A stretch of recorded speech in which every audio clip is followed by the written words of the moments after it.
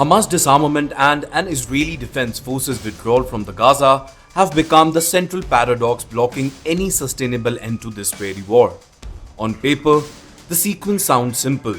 Hamas lays down its weapons, Israel pulls out its troops, and Gaza begins the long road to reconstruction. In reality, each side has tied its core demand to a condition the other will not meet, creating a deadlock that traps both Israelis and Palestinians in a vicious cycle.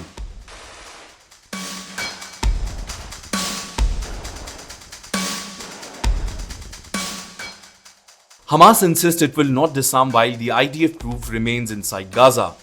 From its perspective, surrendering weapons under occupation would amount to signing its own death warrant, politically and militarily.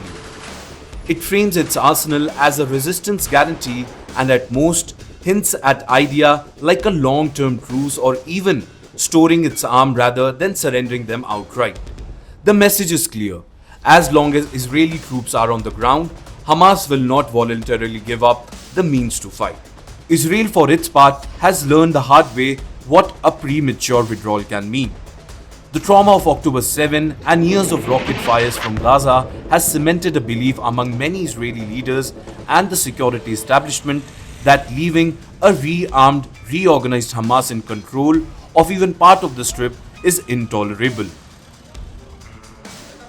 Hence, the emerging positions, the IDF will not leave the large swaths of Gaza, effectively half of Gaza, until Hamas is disarmed or at least stripped of serious military capacity.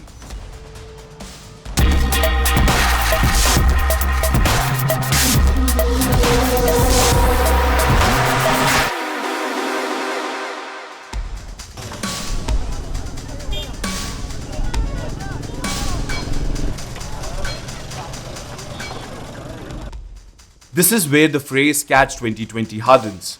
Hamas says no disarmament while the IDF is inside. Israel says no real withdrawal while Hamas is still armed. Each side's red line is a precondition for the other's concession. Neither wants to blink first because each believes doing so would be strategically suicidal. That circular logic has real-world consequences. It turns every ceasefire proposal into an argument over sequencing and guarantees. Who moves first? Who verifies disarmament? Who polices Gaza the day after? Well, it traps civilians between a force that refuses to relinquish its weapon and an army that refuses to leave as long as those weapons exist.